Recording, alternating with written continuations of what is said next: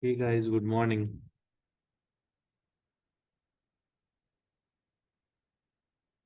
How are you doing today?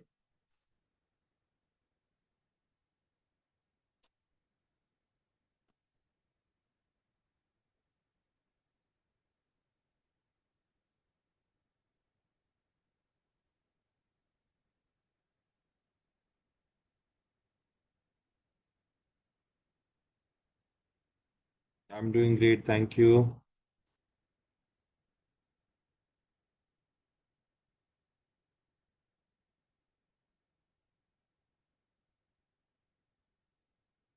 Yeah, hi. Hi, good morning.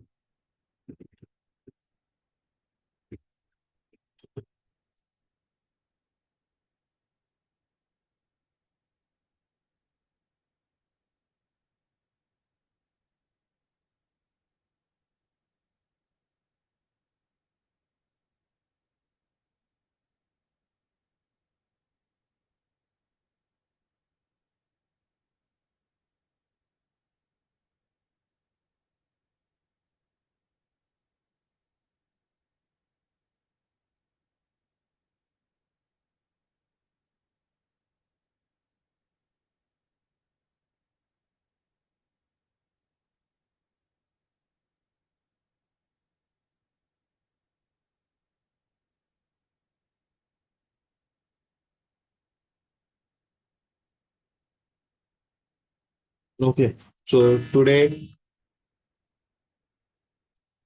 in the previous class, we have created a virtual private cloud.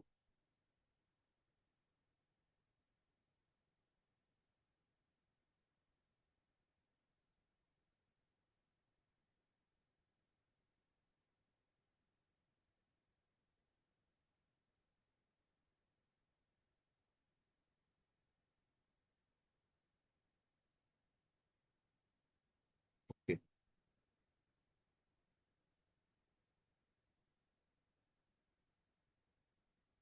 This was a virtual private cloud which we created up in the previous class. And this was a VPC we created. Inside that VPC, we created subnets. Then we created internet gateway. Then we created a route table. Okay. Now here and then we in the route table we created two route tables, public route table which has a connectivity from the internet, and we created a private route table which was not connected from the internet gateway. So we created two route tables. Okay. And finally our VPC was being created up successfully. Now after this is being done, we want to create a EC2. Okay, we will create an EC2. So we have created a network.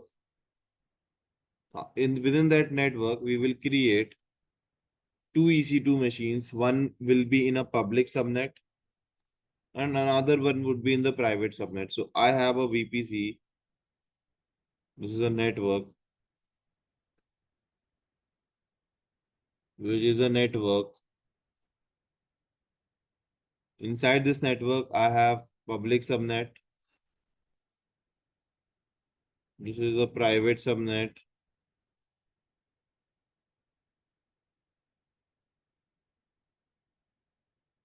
So I will create a machine in the public which has a public IP.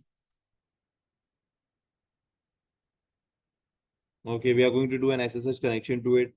And we are also going to create the machine without a public IP because it's not connected to the internet. So there is no point of creating a public IP also.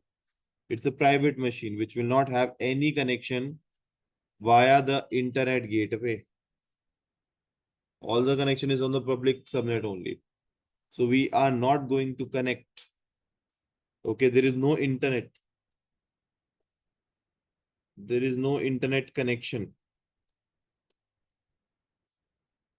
onto it. I will show you. I will prove it to you. Okay. So let's try. One by one, we will create the machines. One will be in the public subnet, another one would be in the private subnet. Let's try. So I will go to the EC2. EC2 virtual servers in the cloud. Click on it.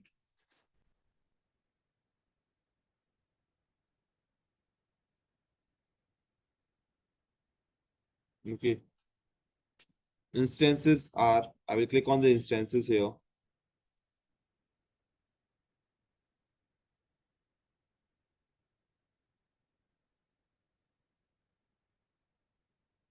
Okay. Click on launch instances.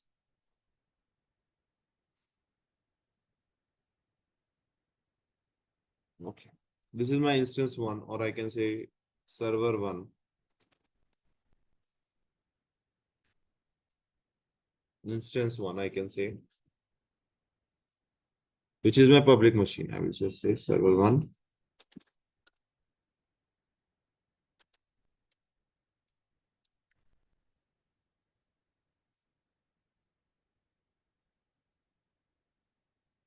Scroll down.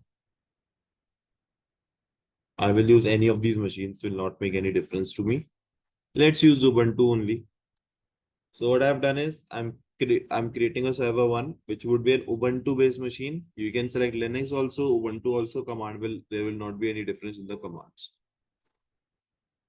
Scroll down. Instance type is T2 micro. It's fine.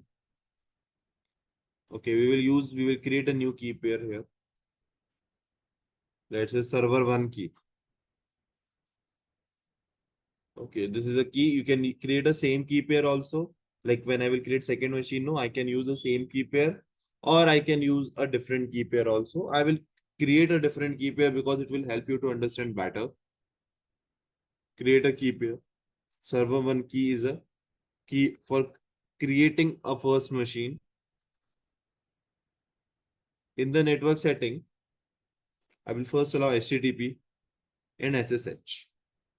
So when I select SSH, it will allow me the SSH connection, wherein when I use HTTP, it will give, or I will be able to talk to the internet. Yes, definitely, it's a public machine. So I should be able to talk to the internet. And from the internet, the people, like, if there is a website hosted, the people can access the this machine via inbound traffic. Scroll down. We are already aware of these stuff. Edit. Okay. Now, when I edit the network settings, see, there is an option coming up here in front of you. Okay, I clicked on this edit setting in the front of the network settings, which is there. Here, there is a VPC. Now, here, you will select the VPC which you want. You will select the VPC which you want. You will select the subnet.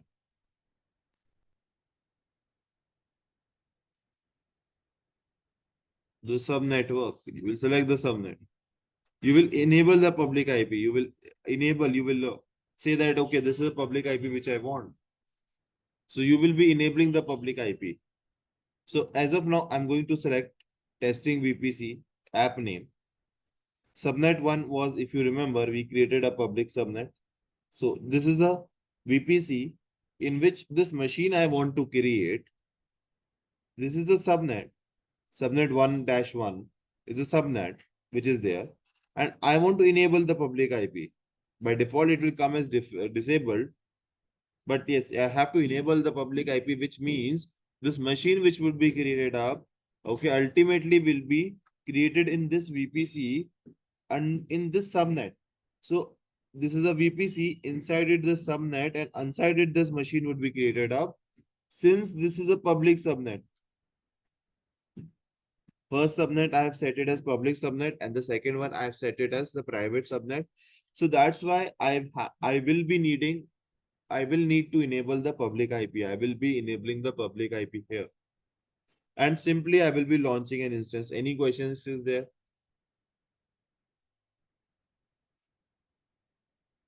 Simple task, am I right?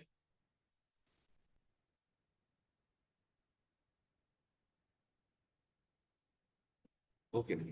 So I click on this launch instance. Simple launch instance, I'm going to click it on.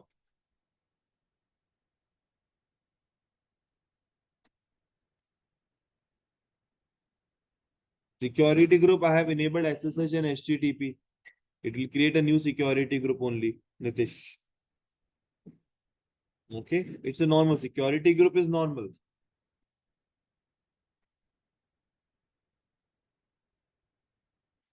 Okay. So I have this machine created up. I will create one more machine, which would be my private machine. Let's do it. So I will again go to the instances. I will again go to the launch instances. And in the launch instances, I will be creating the private machine. This is the public machine I created in the server one, which is in the subnet one of the VPC, which I created in the previous class. I will create one more. So I click on the launch instance here.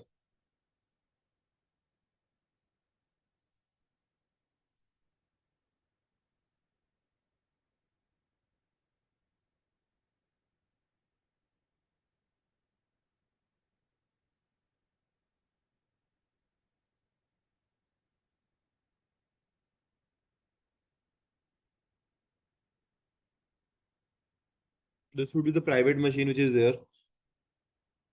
Ubuntu. So I'm going to say that this is a machine. You can set any name, but just to remind us easily that I will be now creating a private machine, which I will create in the subnet 2 of the VPC, which I have created previously. And if you remember it clearly, it was a private subnet. I hope every one of you remember it. In the previous class, we have discussed about it. I've given you the notes also. Anyone who cannot recall,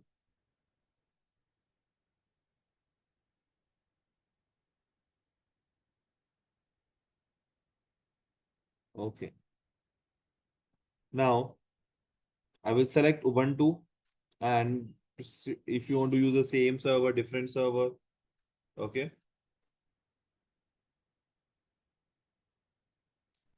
We can use it. Scroll down.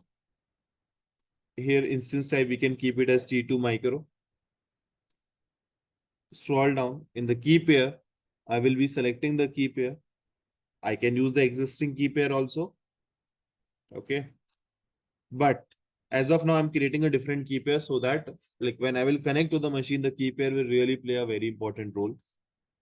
So I will just write server to key. Okay, remember it. So what I'm doing, I'm creating a second machine. Okay. We are creating a second machine, which ultimately I'm going to create it in the VPC, in the custom VPC, which we created in the previous class. And we are creating a key pair for that machine. There is no problem in using the existing key pair, but for now, for you to understand it better, I'm creating a separate key for server 2. I've named it in that way only. Okay. And I will be simply creating a key pair here. I will be simply creating the key pair. So let me create a key pair here itself. So I have created two key pair. Server 1 key was for my first machine. Okay. Server 2 is for second machine, which is a private machine. Because when I will edit, security group streams, it's fine. Okay. When I will edit this network setting, I will say that this VPC should be the VPC which I created in the previous class for you. We created testing VPC app name, right? Everyone remembers? We created this VPC. Subnet 2, we are going to select. Okay, so what we are doing, we created, this was a VPC, this was a custom VPC. Testing VPC app name.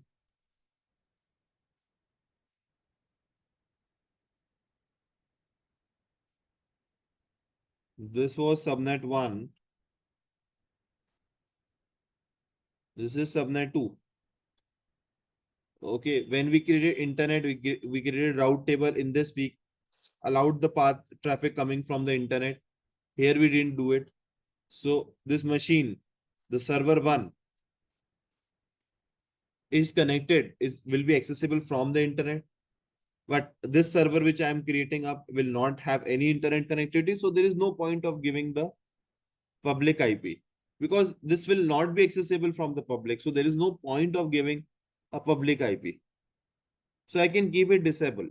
Ultimately, the public IP will cost me some of bucks. So I cannot just keep it enabled like that. We have to, like, it's better to disable it, because the machine will not be connected to internet.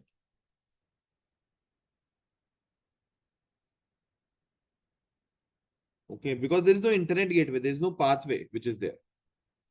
And this is the custom VPC which we created up in the previous class.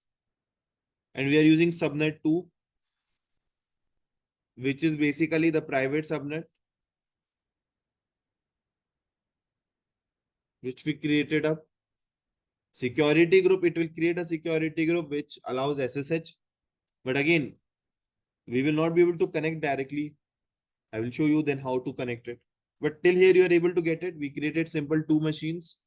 One would be the server 1 and another would be the server 2. Now, server 1 is public or server 2 is public? Can you tell me that?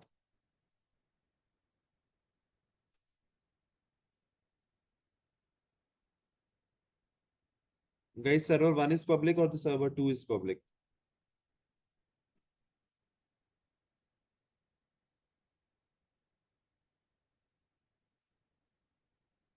Yes, server 1 is public, because I created that in subnet 1, which had the internet connectivity.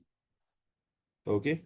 So I'm creating server 2 now, which would be, I'm creating it in subnet 2, which is not connected to the internet. I hope you might have practiced it. There was a weekend in between.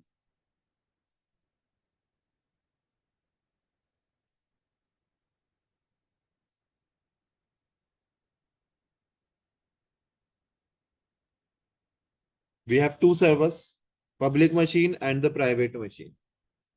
Okay. Now I will connect to the server 1 first of all. And you can see it will be in the, if you see networking, see, it's in the VPC, testing VPC.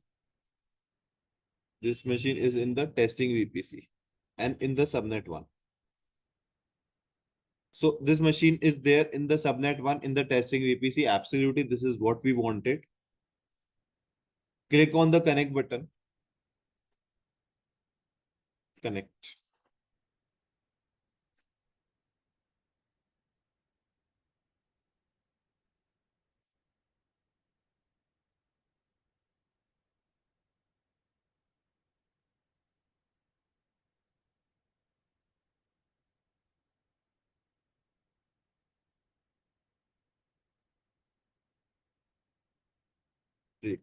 Server 1, I'm connected.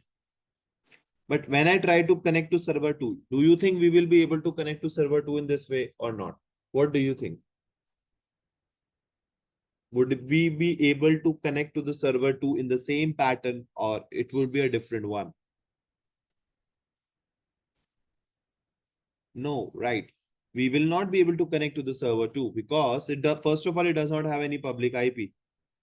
Now, without any public IP, how will I be able to even connect? Secondly, if you are getting a public IP also, you are establishing the connection from internet only.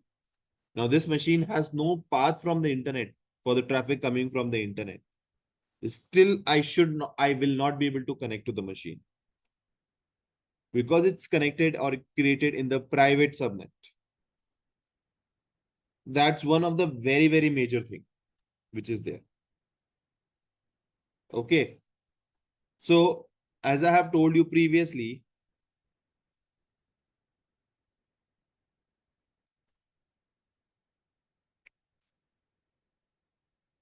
there is, to access this machine, let's say this was my VPC. This was my public subnet. This was my private subnet. Since these two machines are in the same network, this is a network, right? These two machines are in the same network. From this machine, I can access the another machine. So what I can do, I can access the machine 2, the server 2, which is a private server, from server 1, which is a public server, which is created here in the public subnet. Since they are in the same network, since they are in same network, like that. So I will show you how to connect. But let me first show you that if we have the internet connectivity,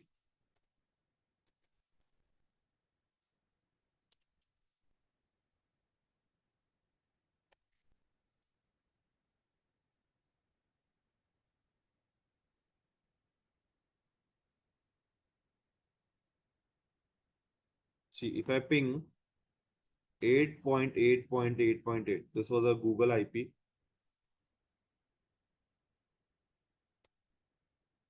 See, I'm getting response from Google, which means this machine is connected to the internet. I'm able to talk to Google here. You can stop it by pressing Control C. Okay, we are getting a response from Google. See, 14 transmitted, 14 received. We're getting a response. But let's try to connect to the machine or server 2. Now, when we want to connect to any machine, the most important thing is a key pair. Now, it will establish a connection and it will authenticate via key pair. Okay. Okay. I will ping to second machine.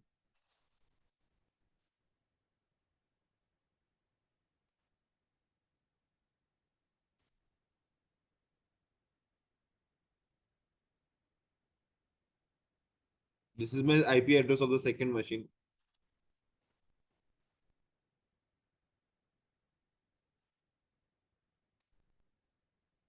Okay. It will not be giving me output because I have to enable the ICMP rule for that. Okay. There is a ICMP port by which this machines will be able to talk to each other. I will just do it and I will show you once. But first, let me just show you how to connect to the machine. There is a one port which is ICMP, which is there, which we enable it, it will start talking to each other. Okay. It does not matter. It's not a part of, it does not matter. SSH, yeah, ICMP, we have to enable it in the security group. I will show you. We will need that. Okay. Now, what we will be doing is, first of all, I need to connect to the machine. So we will be creating a second key pair. Okay. We will be creating the second key pair wherein this key pair is there already, server2.key.pem. Okay, it's there in my system. I will just open it. This server2 key I have created for the second key, second machine. Okay, so whatever key pair you have used in the second machine, you have to just open that key pair. Come here to this machine. Just write vi and the key pair name server2key.pem.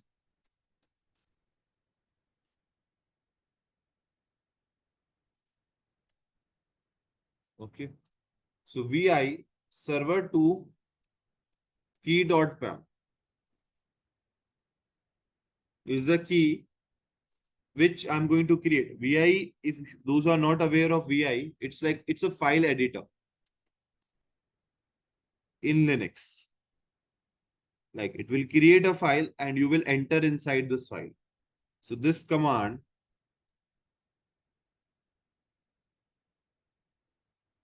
will create a file and you will enter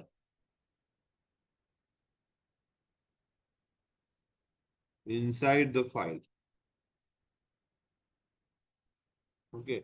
So this is the key which is there. Now I will open that. I will open this key.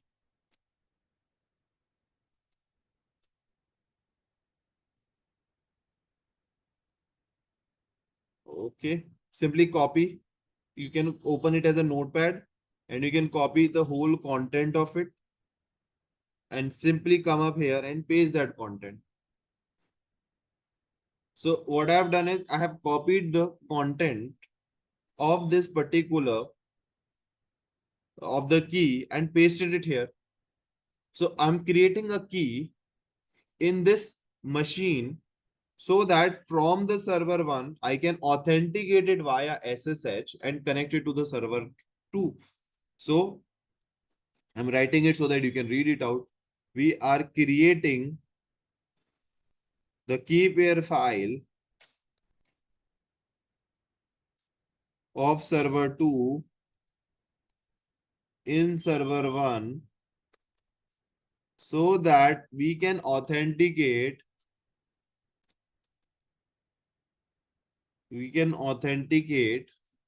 okay, the connection via SSH. We are creating a key pair file of server 2 in server 1 so that we can authenticate the connection via SSH in server 2 from server 1. So when server 1 will establish a connection with server 2, it will authenticate the key pair. Otherwise, it will not be able to connect to the server 2. The key pair of server 2 will be authenticated and then we will be able to talk to the server 2. So that's the reason we are just copying and pasting that particular key pair here. That's the reason why we are copying and pasting the key pair at this point. Now I can simply press escape button, :WQ, save and quit. Till here you can understand, please confirm. LS is list. See, this is the one. This is the list which is there. The key pair is there.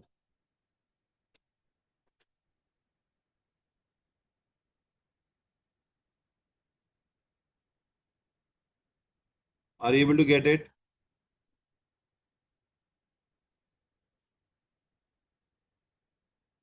Let me run a poll to understand. No one is responding.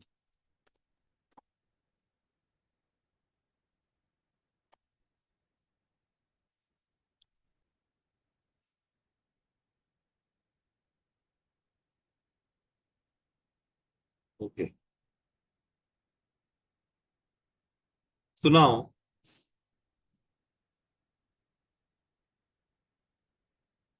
the public is for the server 2, right? Yes. A little confused. Okay. Where you got confused, or can you please tell me? Where you got confused? Can you tell me? Because I'm asking on step-by-step basis. Can you help me out to understand, Aurak, where you got confused? I will repeat that part again. No, I didn't enable any ICMP. We are going to establish SSH connection. Okay, I didn't did any changes in between. Pasting the key pair in the server 1. It's a key pair. We created 2 key pair, right? We created server 2 key.pem. We created server 1 key.pem. So I created two machines. Okay. See, understand in this way.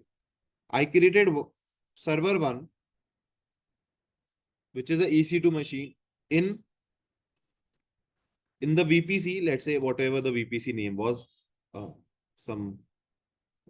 was a VPC, right? In the VPC in subnet 1, which was a public subnet. Okay. Second one, I created a server 2, which was also created in the VPC and the subnet 2. Okay, which would be a private subnet.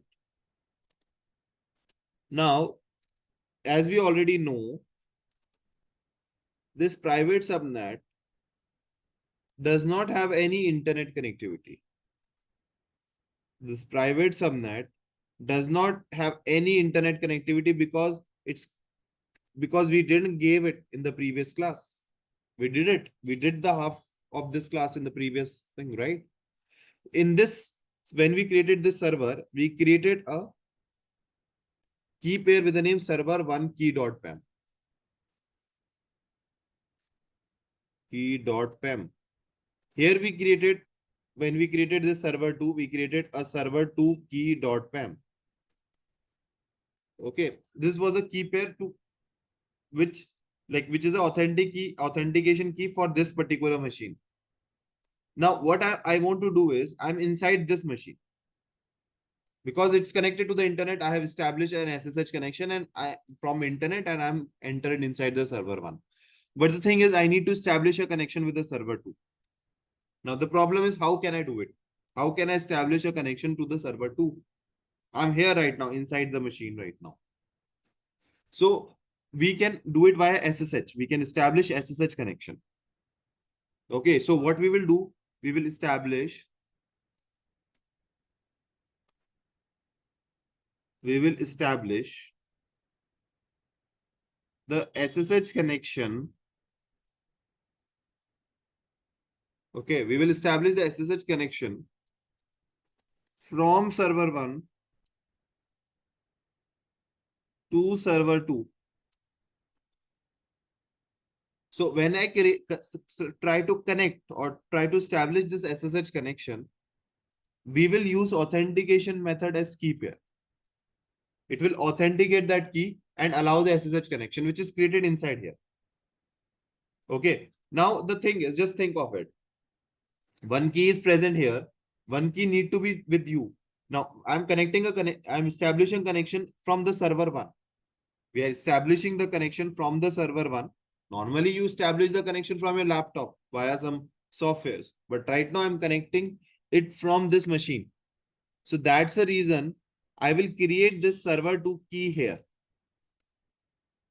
here. Okay, I will create a server 2 key here. Okay, so there is a server 2 key which I'm going to create it here.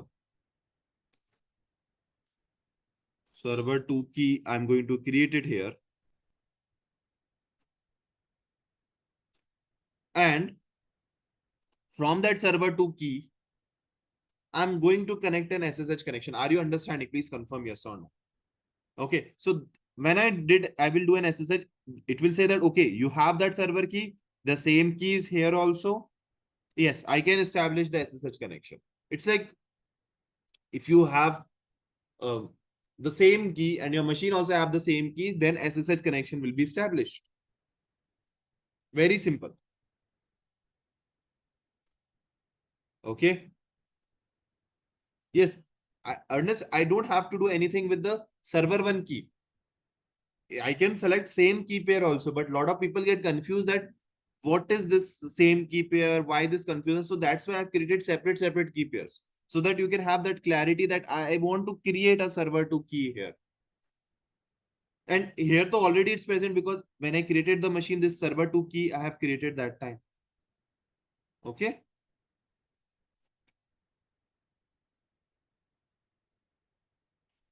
I think everyone have got it right.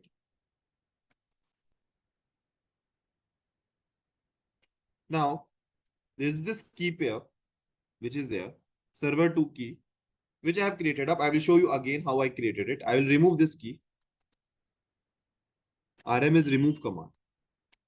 See, you have to become you have to learn Linux. That's a mandatory. Okay, just check some 60 minutes or 1 hour, 60 or minutes or 2 hours video, 120 minutes video on YouTube. That will be sufficient. Linux is not difficult. Okay, these basic things as a solution architect also you should know. Okay, so what I'm going to do is I'm going to create. VI is a file editor. Okay, so it will create this file in the server 1. I'm in the server 1 right now. In the server 1, I'm going to create this file which is server 2 key, so that from server 1 I can connect to the server 2. Okay. So we will just open it. So VI is a file editor. It's a simple file editor. File editor is you are right clicking on your laptop, in your Windows laptop, and you are creating a new file. Same way here also, it will create a new file with this name, and you will enter inside the file to put the content. You will enter inside the file to put the content. Okay. So here,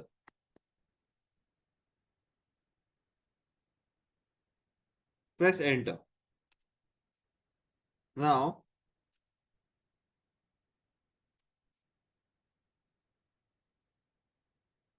paste it.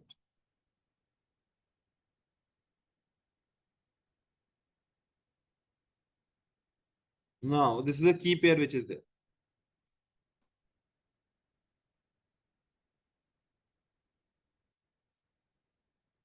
Okay, this is a key pair which is there. Now, in the key pair,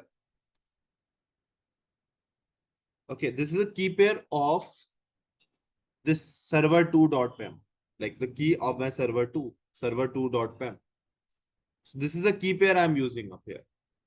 Now, to come out of this file, I will press escape :WQ. You can put exclamation also in there. Okay, so you will press escape key and :WQ so that you can save and quit. It means save and quit the file. You will be saving and quitting the file. So first I am pressing escape button. It's written private key in the file you created at the end of the file. Yes, it's a private key only. Yes, which is downloaded in the laptop. Normally the key pair which is downloaded when you create the machine is that key. This is the same key. Right? This is the same key. Yes, Ernest. Okay, perfect. I will press escape :WQ and exclamation. See, if you look at the bottom, see here. Okay, exclamation escape button I press and :WQ save and quit. And see, this file is created and it would be saved, and we have saved it and we have come out of that file. Now I need to establish a connection with the server 2. I need to connect to the server number 2, which is there. Now, how will I connect to the server number 2? This is my server number 2. This is my server number 2, guys. I will click on this connect button of the server number 2. Okay, this is my server 2. I will click on this connect button of the server 2. Let's do it. I will click on this connect button of server 2. Here there's a SSH client which is there. Okay. Here there's a SSH client which is there, and this is the command, SSH command, by which I can establish SSH connection with the machine.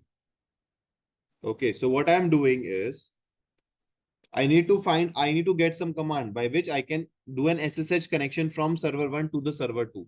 Server 1 is a public server. Server 2 is a private server. So I will go to the instances normally. I will go to the server 2. Yes, I will show you first. Let me get an error. Okay. Server 2, I will click on this connect button. SSH client, I will click on this SSH client here. Like SSH client means connection via SSH. Connection via port 22. SSH port 22. Okay, whenever you select SSH, port 22 is enabled for you. And this is the command you can directly copy. I'm going to do an SSH where we will authenticate. This is a key pair of server 2 that should be authenticated. Ubuntu is basically the username. Every time, if you remember, we log in as a username Ubuntu only. And this is a private key. Normally, we have a public key here. A public key, so we can normally connect from a machine also, from a laptop also. But Private is a within the network only I can connect. So it's a private IP address which is there. And I cannot actually connect to the machine because it's not connected to the internet only. If it does have the public IP also. So it's this command, we will be able to do SSH to the machine or to the server too. We will be able to do SSH. SSH is like we are going to connect to the server too here. That is what we are doing. Let's do it. Copy the command. Paste it here. Anyone who is not understanding this stuff, everyone is understanding this stuff. Give me a quick heads up.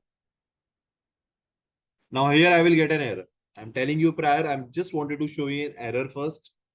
Then we will solve that error, but I will be getting an error here.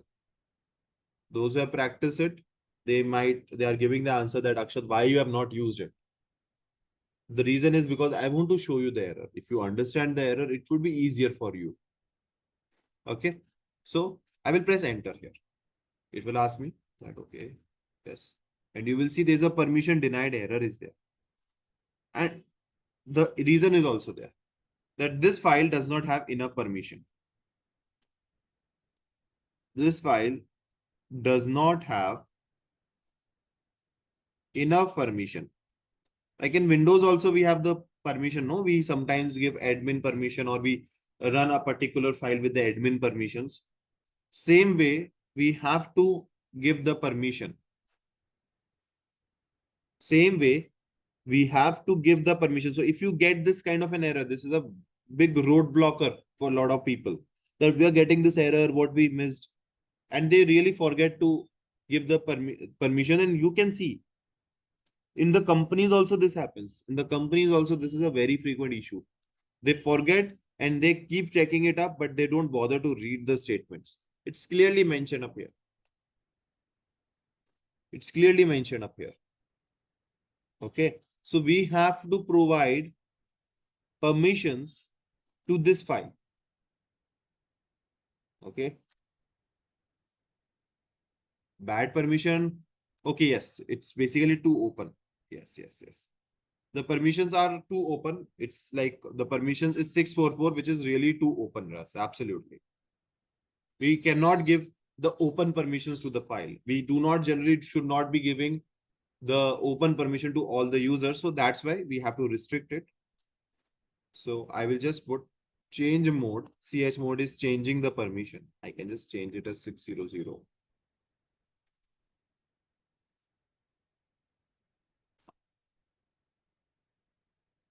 Yes, absolutely, Nitish. I'm really sorry, guys. Yeah. Generally, we get the error regarding the permission. This time we got an error that the server is too open. This file permissions are too open. Okay. So when I say file permissions are too open, which means this key by default has a lot of permissions and it is unprotected. Unprotected file. So this file has a lot of permissions. So we have to restrict the permissions right now. We should not be increasing the permissions. We should be restricting the permission. You can see it's here. I just read this like last line and then I said it directly. But yes, it's clearly mentioned here. Permission of 0644. This is the Linux permission. Really don't have to worry about it right now. But we have three types of permission: read, write, and execute permission. Okay. So here, this is like 241 like that. So right now it says read, write permission for the admin. We have write permission something for this thing. I think read is 421 like that. Okay. So that permissions are there. It's a Linux permission. It's 421, not like that. We don't have to really worry about it right now. I just wanted to restrict the permissions. So I will reduce the permission and I will put it as 600. Okay. So when I created a key pair, it has a lot of permission and my Linux is very secure system. My Linux is there. No. Key pair should have less permissions. So that is what it is telling, that permission denied because it has a lot of permission. It's like something like you go to a job interview and they tell you that you have extra skills. We don't need so many people with so much of skills. We cannot have people with which has so many degrees. This happens with a lot of people, right? So here, same thing is happening. This key pair has a lot of permissions. We have to reduce the permission. Earlier it has 644. I will just put it to 600, reducing the permissions. Now let's try.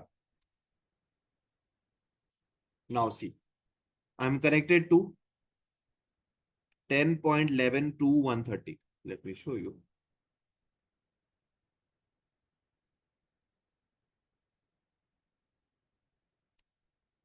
10 server 2 private machine, 10.11 to 130. 10.11 to 130. Yes or no? I hope you are understanding. We connected to the, see, this is the private IP of the machine 1, server 1, and this is the private IP of the server 2, 10.11, which is a VPC IP. On 11th of October, we did it. If you remember, I said that date only. 2 is the second subnet, and this is the IP address which is being given to it. Okay. So now, do you think we will be able to ping the Google from this machine? If I try to ping Google from this machine, do you think we will be able to ping? No. How we are able to ping it, dear? Um, Enabling ICMP will not matter here because we are pinging to the internet. Okay, Gopal, I will do it and show you, but it does not matter at all right now. Okay. So here, earlier though we were able to ping, right? Earlier though we saw it, we were able to ping Google, right? When we saw it earlier, if you remember, from that machine, let me write exit, Control C, exit. Okay, I'm back to 10.11C, this machine only. Okay, 10.11, 145. And when I did ping, when I pinged to that from the previous machine, oh, sorry.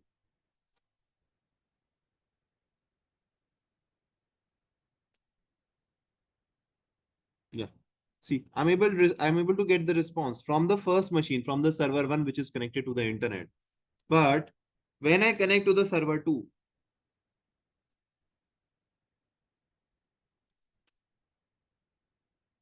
okay, and then when I did a ping, the same command, I was not able to get a response because this machine is not connected to the internet.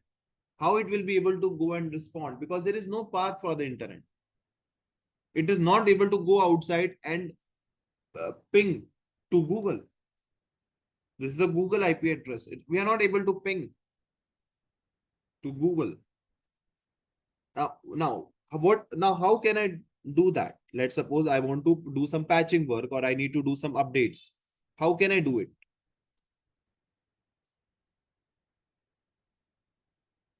This is the server 1. This is the server 2. This is the internet gateway. This is a route table. Okay. So where we connected the internet path from here. Now in the previous class, I've given you the theory. No, in the root, we cannot, yeah. Just tell me, if I give the internet connectivity to this, wouldn't be very risky. Let's suppose in server 2, my database will run. I cannot give the internet connectivity, right? Then how can I do it? I want to connect this machine from the internet. We have done it. I've given you the theory in the previous class. This is my VPC. This is my internet gateway. I've given you the notes also, and I've given you a video also to practice, but it seems no one has done that part.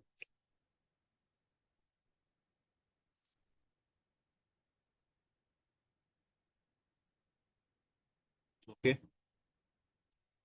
This is a server 1. This is the server 2.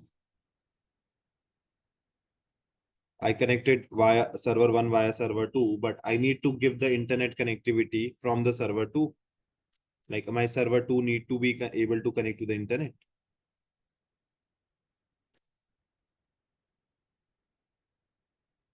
So here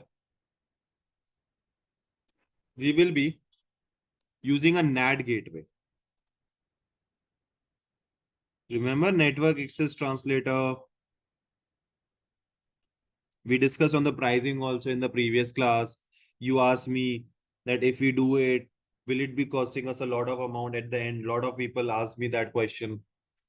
Remember NAT? You can remember with the name RAT. Okay, NAT, RAT. Okay. So this is a NAT. What is the benefit of NAT? It does not allow inbound traffic. Does not allow inbound traffic. Inbound traffic. So if a hacker comes here and tries to establish a connection from the NAT gateway to server 2, will not be able to talk. Okay. So here, this NAT gateway does not allow the inbound traffic, which is the traffic which is generated from outside the machine. This is the traffic which is generated from outside the machine. Okay, that's a inbound traffic. Okay. So now, now NAT gateway will be created in the public, in the subnet 1. We have two subnets, which is subnet 1 is a public subnet. Subnet 2 is a private subnet. Okay. So you just remember it, NAT gateway since has to provide a path from the internet. It's created, remember this always, created in subnet 1, the first subnet which is there, okay? Which is the public subnet, is created in the public subnet. Rather than putting subnet 1, I'll just write public subnet. It's a very important point. You can just make a note of it. It's there in my notes, so actually you don't have to really worry about it. But yeah, please take care of it. Okay. So I'm going to create a NAT gateway. We will create a NAT gateway. And we are going to connect it to the server 2, like this. So via route table, this connection will be established. I will create this NAT gateway in the subnet 1. Remember it, create NAT gateway will be in subnet 1. Connect NAT gateway will be in subnet 2. So we have to connect the NAT gateway with the resources in the subnet 2, and we will create this NAT gateway. We are going to keep it in the subnet 1. When we will create it, it will ask me where you want to create this NAT gateway. It will come under the subnet 1. And this is a very, very big mistake which everyone does. When you're doing it for the first time, I have also done it. You might also do. So that's the reason I'm emphasizing. No, that time no one was there to tell me this part. They just did the lab and it was done. So here, the NAT gateway. Let me just create a NAT gateway, and then we will see if we are able to, if this connection is, if we are able to ping to Google. Okay. I will go to the VPC again. No, Gopal. NAT will be created in the public subnet. NAT will be always created in the public subnet, not the private one. NAT is created in the public subnet and it is connected to the private subnet. Because ultimately path from the internet is only connected to the subnet 1 only, the public subnet only. To the private subnet, there is no path from the internet. So we will create the NAT gateway in the subnet 1, which is the public subnet. We will connect it to the subnet 2 via route tables. Got it now? Just look onto the screen, read it out once. Everything I mentioned it. What is the difference between internet gateway and the NAT gateway? Internet gateway allows all kind of traffic. Okay, internet gateways allow every kind of traffic. It does not, it is not saying that I will not allow inbound or outbound traffic. So it will allow inbound and outbound traffic. Outbound is generated from inside. Inbound is generated from outside, on the outbound traffic. Okay. So a hacker is there, let's say. Hacker enter, he will come here. Internet gateway will not stop a hacker. It's a normal one, right? It's a normal, as a user, he will come. He will enter to the public subnet. Okay. He can hack this server one, which is like the front end design. It is possible. Website can be hacked. But if he tries to hack the server where database is running, let's say, okay, the inbound NAT gateway will immediately stop that person here, saying that I does not allow any inbound traffic, bro. There is no inbound traffic, which is a traffic which is generated from outside. That is what makes it very different, because it does not allow any inbound, the traffic which is generated from outside. Whereas internet gateway will allow inbound as well as the outbound traffic. Got it now? So NAT gateway is very secured compared to the internet gateway. Internet gateway is not secure. It's just a simple small device. But NAT gateway is a complete, very, very costly device which is there in the data centers. Got it, Saurabh?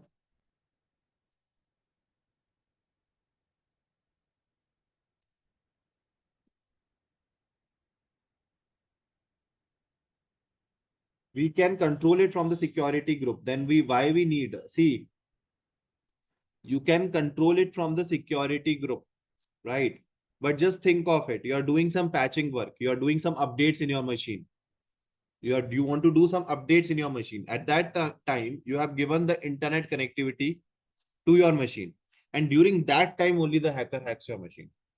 Within that 15-20 minutes time frame, your machine is being hacked. What you will do in that case? Since you're doing patching, you have to enable all the traffic. You are updating from the internet, you need to enable all the traffic. And at that point of time, your machine is hacked. The client will say, no, that why you were not using a NAT gateway in that case, right? So that's where this will come into the picture.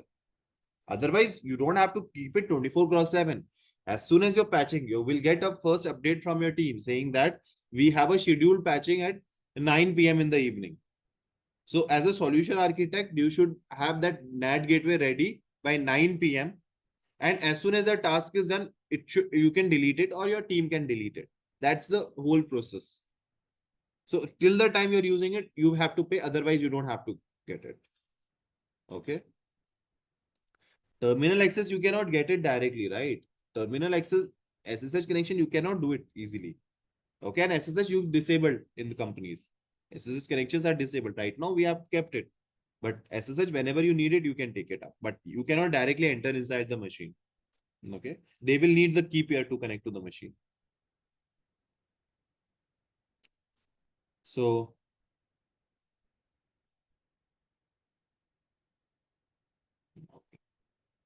now, Viresh, that key, which is there in the server one, has the limited permission. Okay.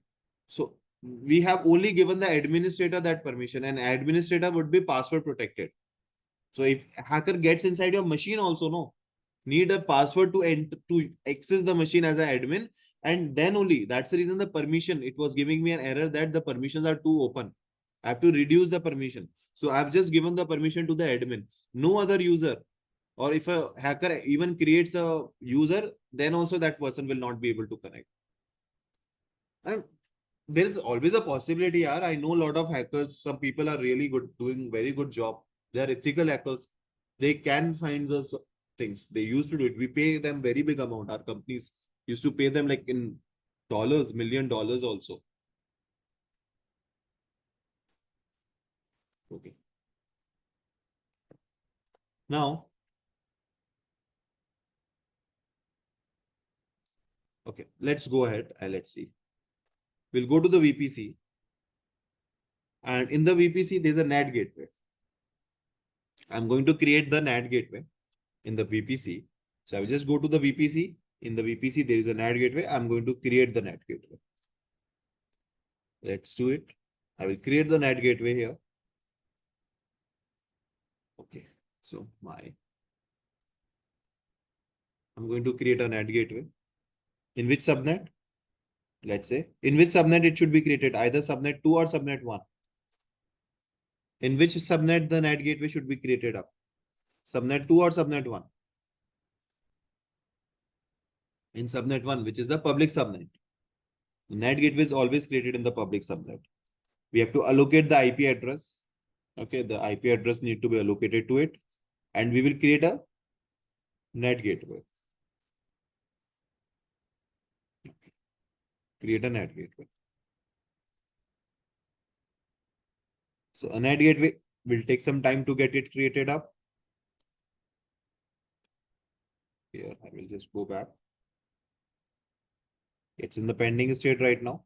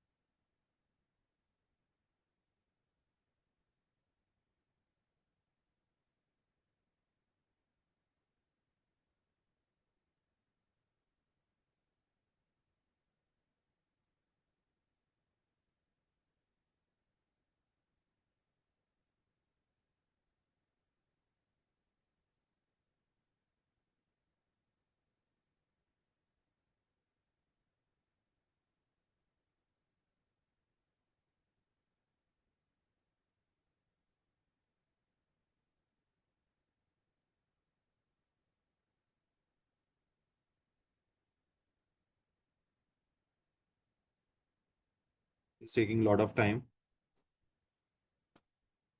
Yeah, we can have a break now. Meanwhile, this is getting created up. Okay, and if you check the notes also, I've already shared you these notes. The NAT gateway is also there in that notes.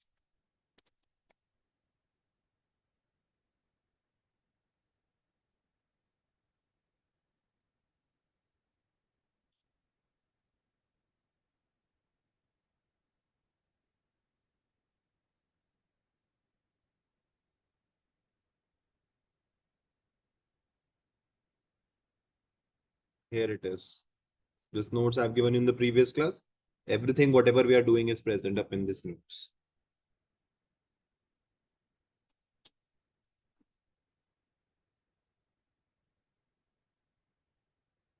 Okay, let's have a break. Meanwhile, I'm sharing you this. You can check it out in the break time.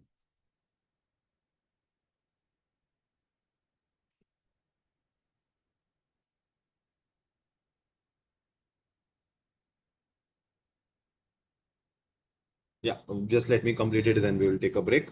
Now, this is a NAT gateway which is there. Okay. Now, I've created in the public subnet, but I need to connect this NAT gateway to the private subnet. That can be done via route table. So we created this public NAT gateway in the public subnet. We need to connect it to the private subnet. So we have, I'm writing it off so that there is no confusion. We have created the NAT gateway in public subnet, and we will connect it to the private subnet which is there. We will connect it to the private subnet. Now, okay. So we will go to the route tables. So just to establish a connection. This was a private route table I created that day. If you remember, I put the date also so that we can remember. So this was my route table, which I created. So here in the roots here in the private route, see there was no route. I'm going to select that it will be connected to the NAT gateway also. So we will select the private route table. So we will select the private route table and we will edit the route. We will go to the routes and we will edit the route here. We will add a route saying that we will have the traffic coming from the NAT gateway. We have a traffic coming from anywhere, I can restrict that also, that if the traffic or if I need to open any specific website only, I can put that IP address of that. But for now, I can just simply select all. So NAT gateway, and I can just give that NAT gateway ID. See my NAT gateway, which I have created up. So what I've done, I went to the private route table, edited the route. So go to private route table, edit the route. Okay, add the route. I will select NAT gateway, and this is a NAT gateway, and I'm going to then save it. This is what I'm going to do. I'm going to save this complete process. Let's try. Save it. Now it's being saved here. Okay, let's see if it has now internet. See, I'm getting a response. If I remove it, let me show you. If I delete this and save it, it will be gone. See, it's gone now. I will show you again. It's gone now. Okay. And route table, the NAT gateway was created, but I have not I've created a route NAT gateway, but I have not defined the path. So if I again go and add a path,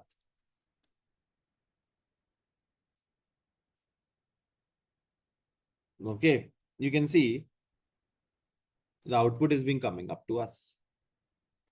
You don't need to connect to the internet gateway, Ernest. I've not connected anything to the internet. If I'm connecting to the internet gateway, then why I will need the NAT gateway if I'm happy with going with the unsecured system, right?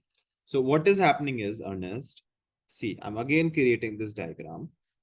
We have the public subnet, we have the private subnet, we have the public subnet, which is subnet 1, we have the private subnet, which is subnet 2. Okay, internet gateway is connected here. Okay, that's the only thing.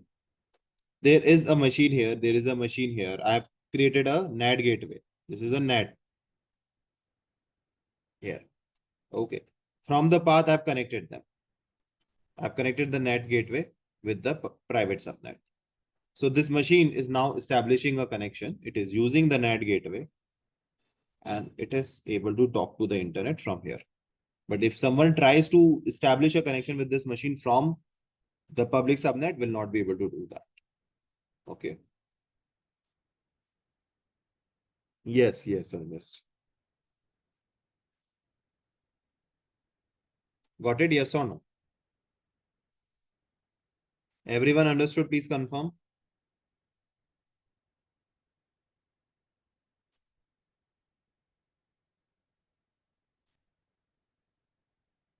Please confirm yes or no. I've explained it like 10 times the same thing. I hope you have understood it by now. Okay.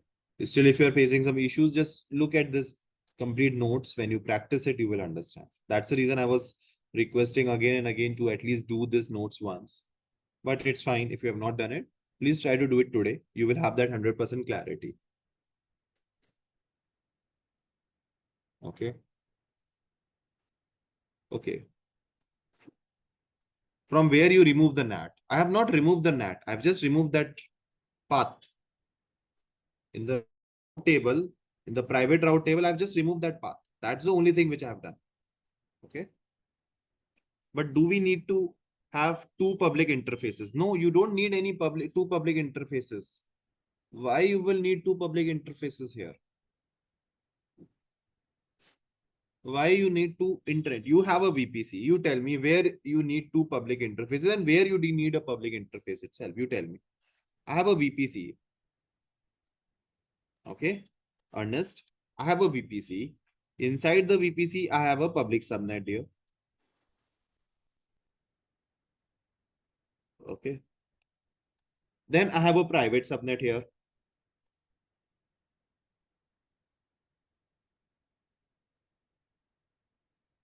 Okay.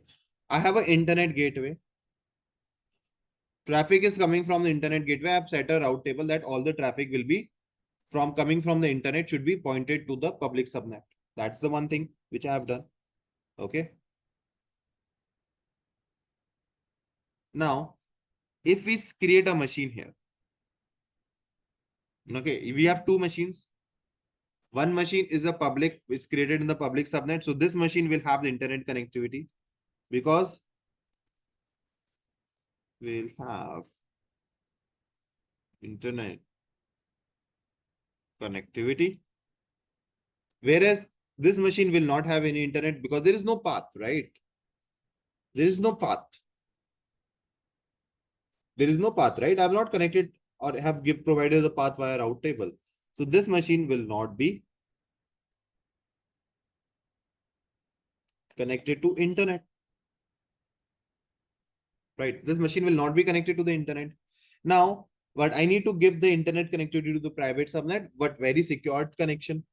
So for that, I created a NAT gateway. We created the NAT gateway in the public subnet. Just now we have done it. We created a NAT gateway. Created the NAT gateway, which will only allow the traffic from inside the machine, but from outside, if someone tries to connect, will not be able to connect to the machine.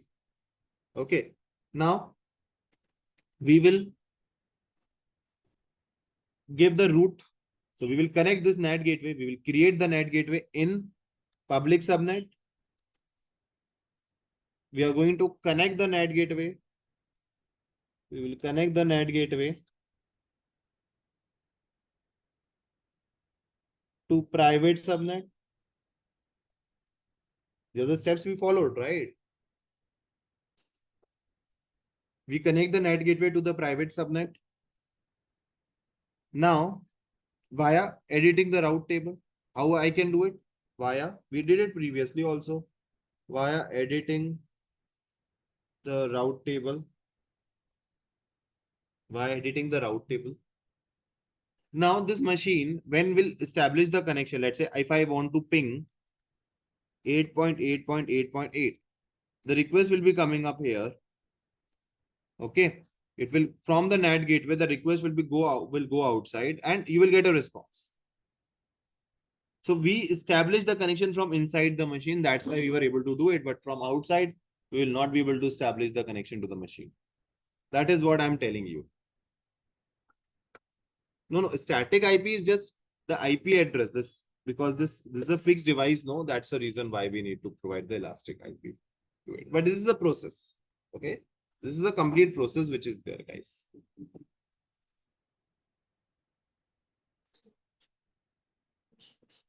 Okay.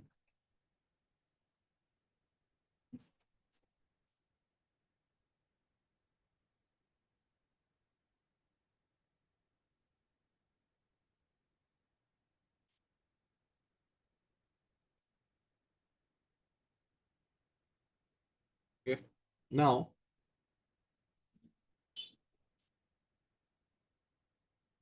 okay, let's.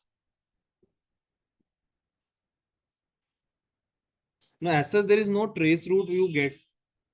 Okay, if there is any command associated, you can tell me. But yes, as such, there is no trace route which is there as of which I'm aware of.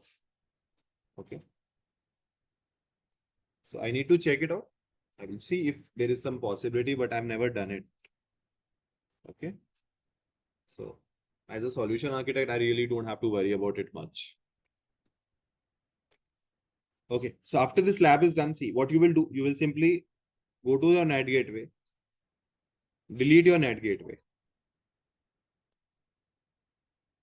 You will have to delete your NAT gateway.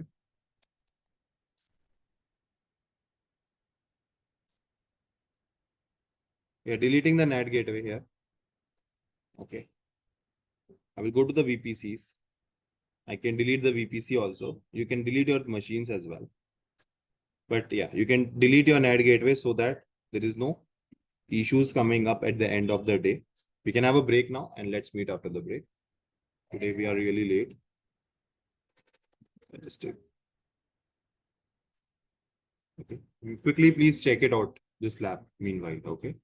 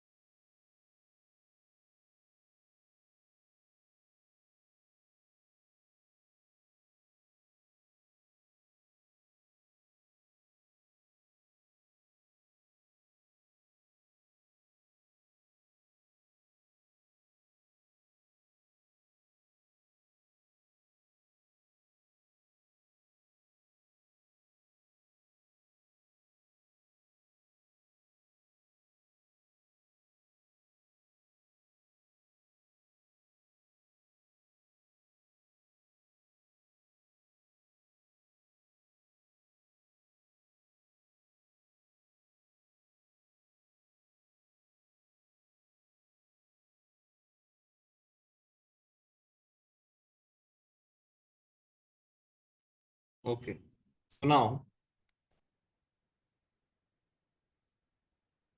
okay, we have little short time, so I will just cover one thing, which is majorly the theoretical part. Okay, which is basically,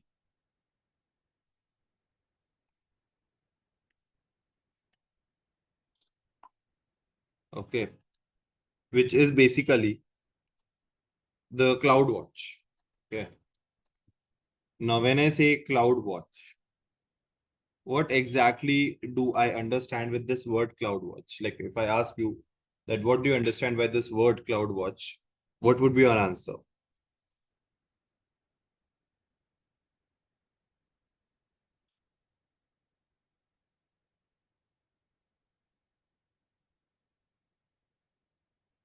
Watching the cloud performance. Okay. Watch, monitor your cloud resources. Absolutely. Monitoring tool.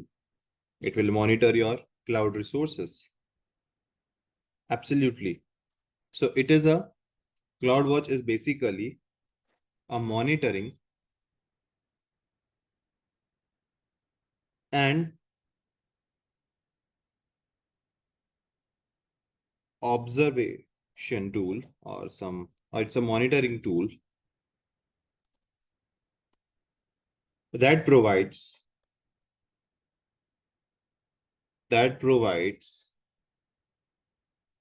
actionable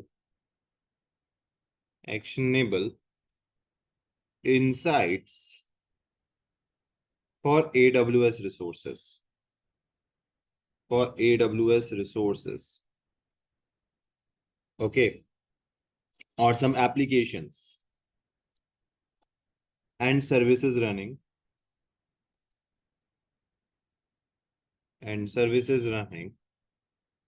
on AWS.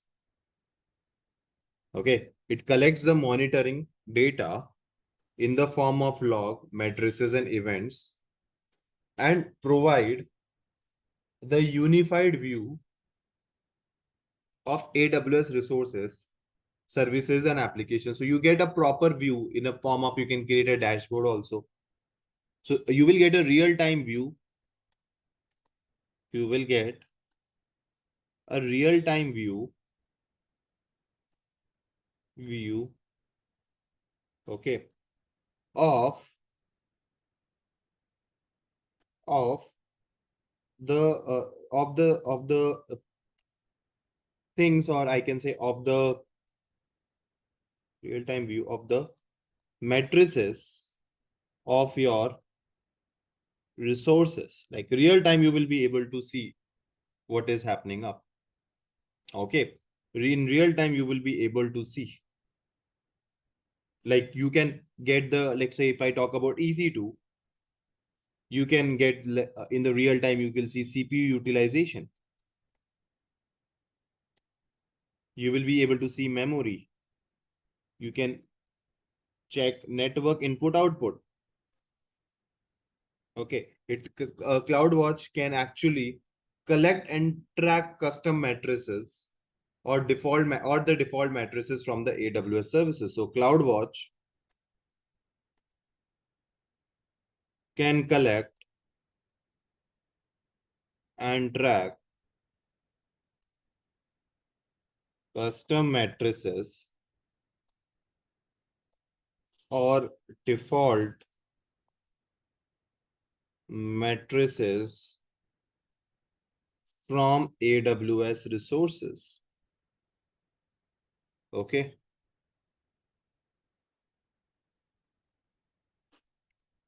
Now, okay. Now,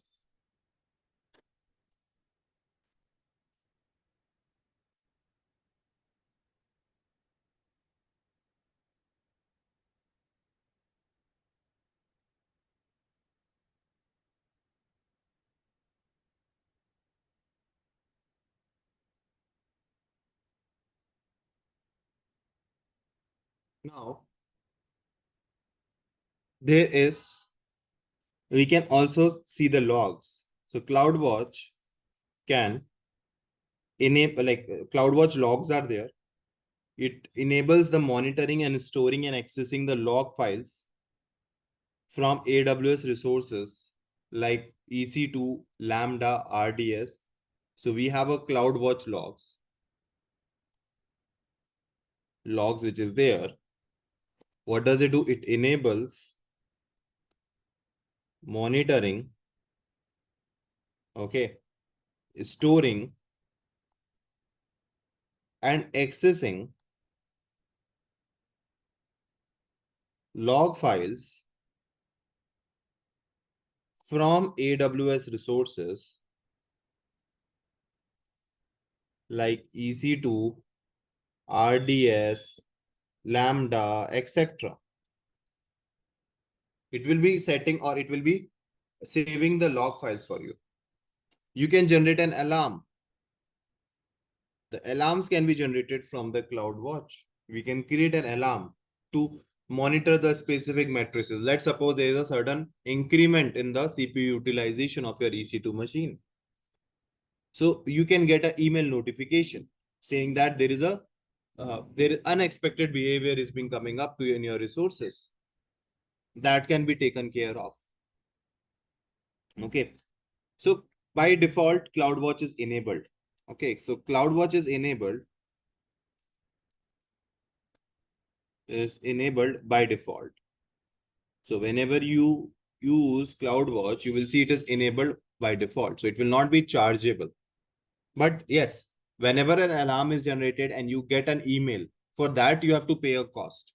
But by default, CloudWatch is there. I will show you in the existing machine which I have created. It is enabled by default.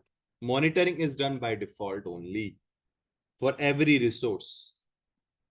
So whatever is happening up, all the logs, let's say there is an EC2 machine which is there,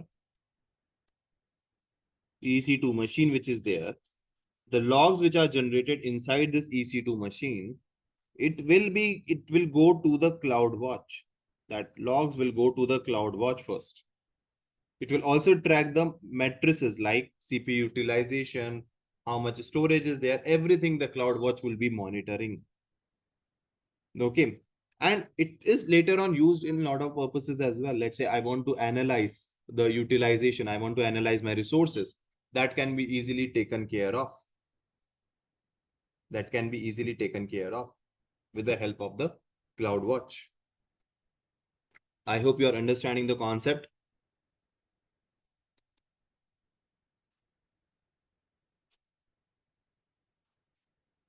Okay.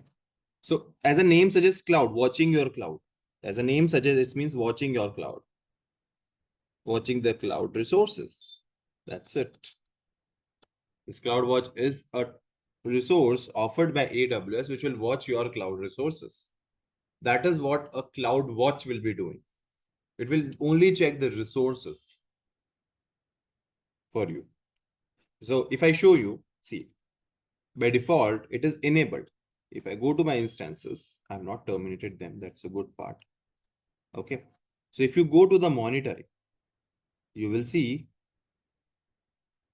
CPU utilization is getting tracked. All these things are getting tracked here.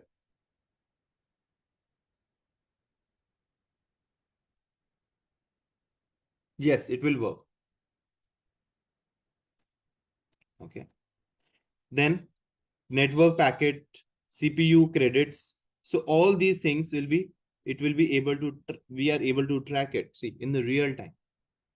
If you see, if I go inside this machine, monitoring, see, it is tracking all these stuff for me. By default, I have not enabled anything, right? I have not enabled anything. I can even add it to the dashboard.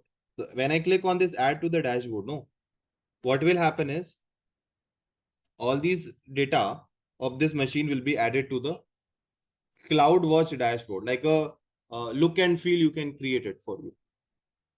So you can create your own dashboard. Let's say I will just create a new dashboard. Let's say add Eureka dashboard. I will create a new dashboard and I will add a dashboard here.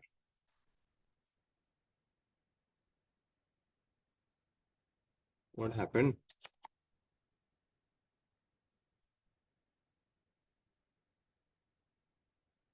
I will select the existing dashboard and add to the dashboard. Okay. So these data is now coming up here.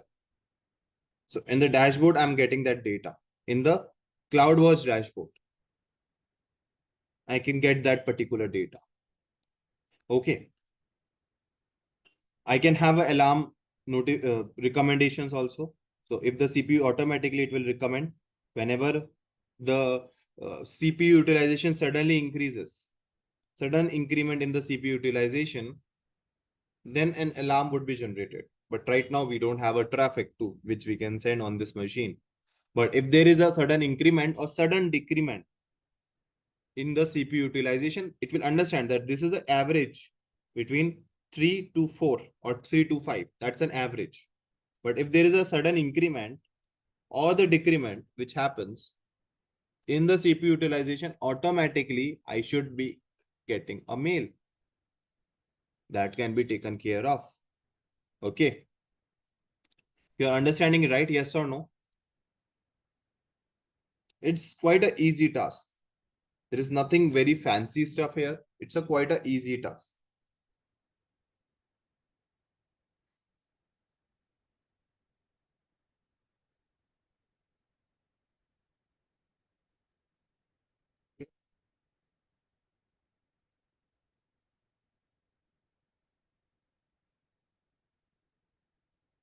Oh, now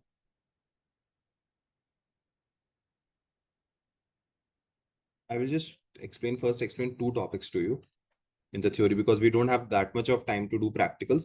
So I will just do a cloud trail. Okay. We'll do the practical, but yeah, today we don't have that much of time. Practicals takes really long time. So we have a cloud trail, which is there. Now, what is a cloud trail means? As the name suggests, cloud trail. What do you think would be the meaning of the cloud trail?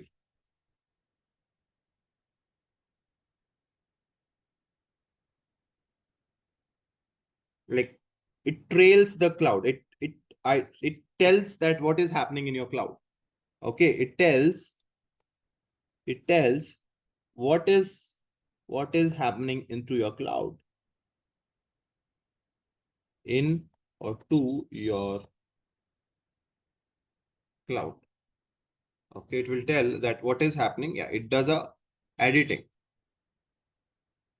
Okay, so what exactly the trail? You can just remember with the name. It's a big confusion. Sometimes CloudWatch, CloudTrail. Just remember these names. CloudWatch, watching the cloud. Trail is what is happening, auditing your cloud. Okay. So basically, assume a situation. We have three people working. Let's say one is Akshat, one is John, one is James. Three people are working in the company. Now, okay. Now, there's a manager.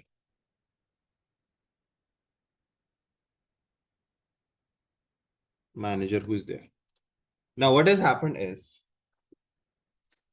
on a particular day, by mistake, John deleted a very important machine. Deleted a machine. John deleted a machine. Okay, on a specific day, John deleted a very important machine for me. Now, when when manager came to know that there's a machine which is deleted, manager went to Akshat saying that, have you deleted that machine? Akshat says, no, I have not deleted it. He went to John, he says, no, I have not deleted it. He went to James, he says, no, I have not deleted it. Okay, I have not deleted it. So all three of them are saying no. But how now this manager wants to identify, let's say manager is Gopal. Now manager wants to identify who actually have deleted it. So to identify, he will go to the cloud trail. Now, what does a cloud trail is doing here is, it is tracking. Okay. It is tracking what is happening in the account. If a machine is getting created up, if a machine is getting deleted, if S3 is there, okay, if someone is creating a new or uploading an object in S3, if someone is deleting an S3, someone is creating RDS, someone is deleting RDS, someone is creating snapshot, someone is deleting snapshot, everything is being tracked with the help of the cloud trail. So Gopal will go to the cloud trail and will identify that, okay, this user, this IAM user have deleted the user John, oh sorry, that have deleted the machine, the EC2 machine. This IAM user, John IAM user have deleted it. He will also get an IP address as well at that level, from which IP address of which machine it was deleted.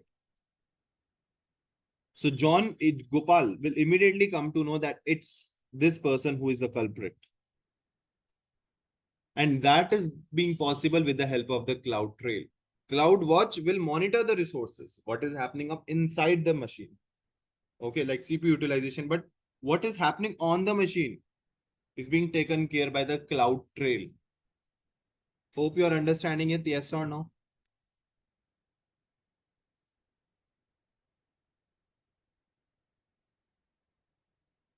Okay, so what does the cloud trail will do? Cloud trail records the actions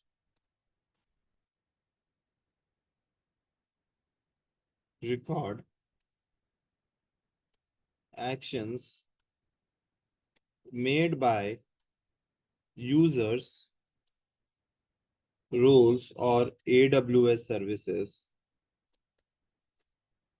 and provides event history. Okay, and provide event history to your AWS, event history to your AWS account activities. Okay, these event histories actually can include, okay, it is enabled by default. The cloud trail is enabled by default.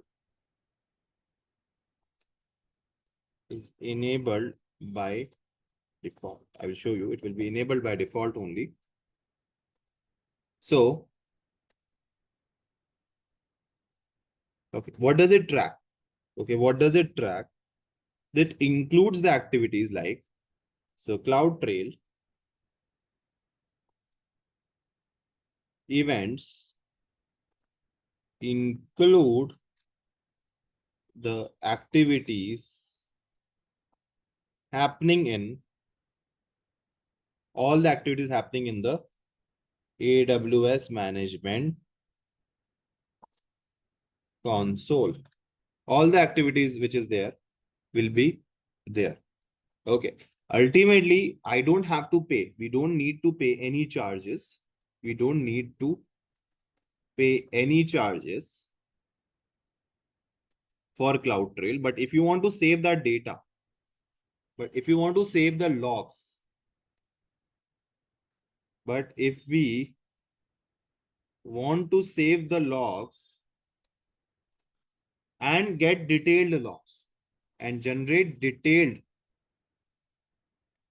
logs, then we have to pay the money. Then we have to pay. If you want to generate some detailed logs, then you need to pay the amount. Otherwise, by default, the tracking which it is doing, you really do not have to pay any kind of cost. There is no cost which is there. Okay.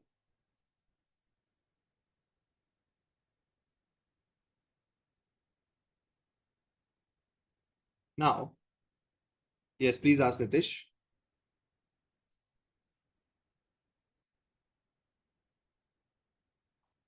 No, Cloud Trail will be accessible to the root user only by default. But if you're giving, let's say, admin access, or if you're giving the Cloud Trail access to any specific, let's say the people who are working in the auditing side, or the people who are working into analytics side, they might need the access to your Cloud Trail. So you have to define it. But if you are giving, let's say, specific permission saying that EC2 access is there, then that user will have only EC2 access, will not have any other access. So that person will not have a CloudTrail also. So if you want to give a CloudTrail access to a specific IAM user, you have to set or give a specific permission to that particular IAM user. On top of it, if you're giving an administrator access to a particular IAM user, that IAM user will also get a CloudTrail access.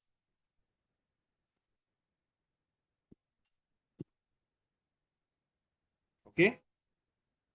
Now, any question till this point, guys? Please confirm.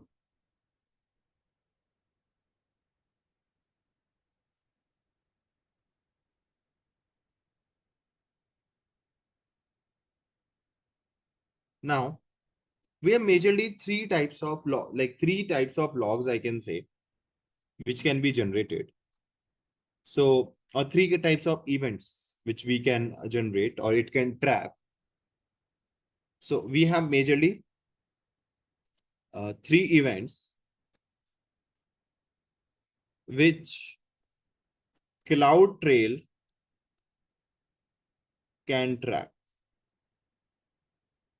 The first event is the management event. Management event. Now, what is a management event? It is free. Okay. So it is free. It's a free feature which is there.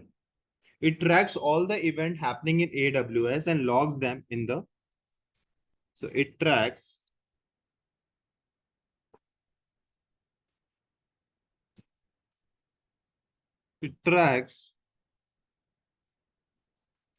all the events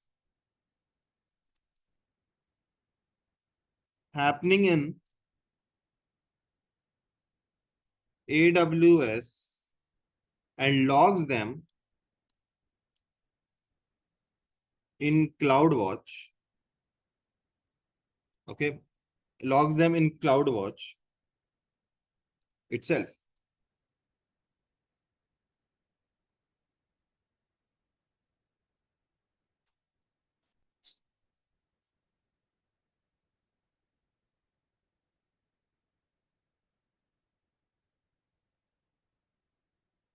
Just a minute. Now, second is the data event. Data events, which is there, which is one of the paid feature. Data event is one of the paid feature.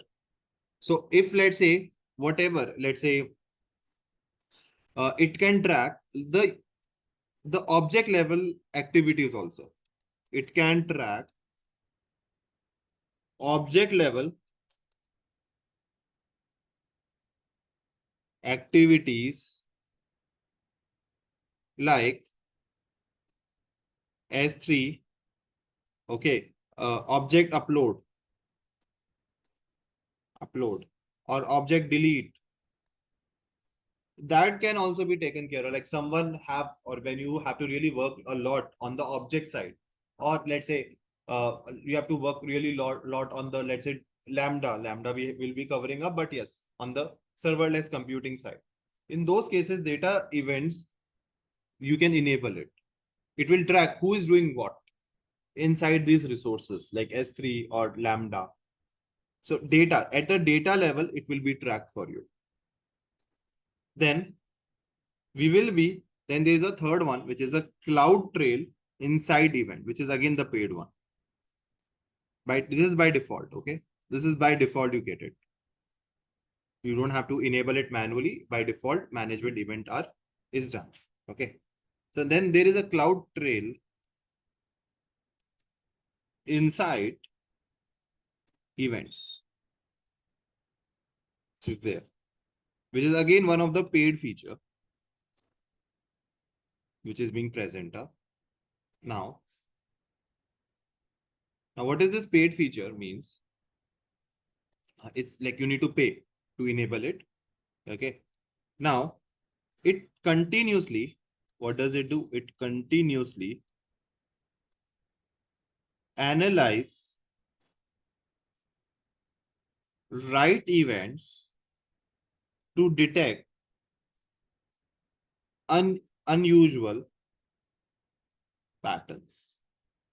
Like if there is some unusual pattern which is being happening up normally, let's say you upload 10 GB of files, suddenly you are uploading 15 GB or you are not uploading some files for a some particular days, it will immediately tell you that, okay, these are the issues or these are the these are the like this is what we have observed. You can take care of it. Like I can, it's trailing your system, it's trailing and checking and letting you know. By default, management event is there. Generally, we go for the management or maximum data events. CloudTrail is little costlier. So as per the budget, we generally do not go for it. But management is comes completely free. If you are have a really big budget constraint initially, you can go and simply use management console, management event, where it will track, let's say a machine is getting created up, S3 is getting created up. So that kind of event is being tracked in the management event. Data event, if let's say what is getting uploaded, what is getting removed, that is being tracked in the event, data events.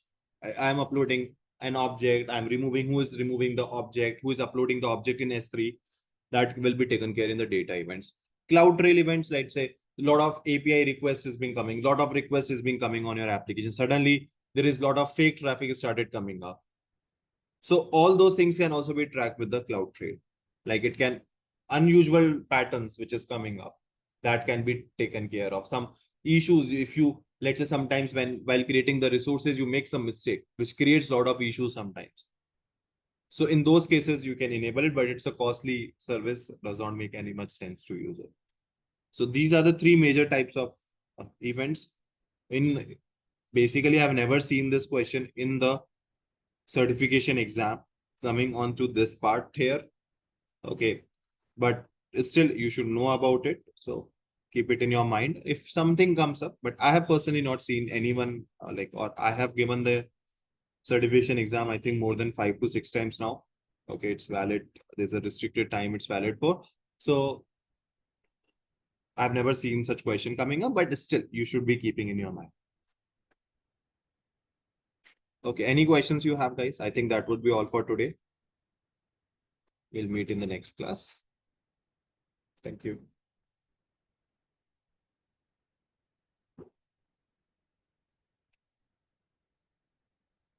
Hey, sorry, Rahul, yaar. I just forgot it yesterday. I will do it today for sure. I'm sorry. I'm sorry.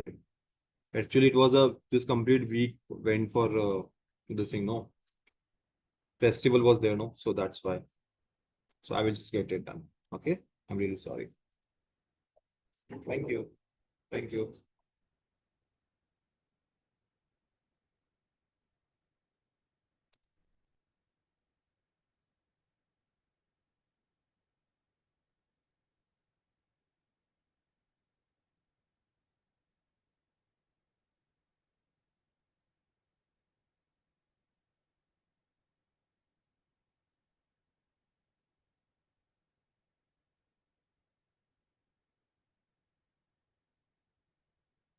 Thank you.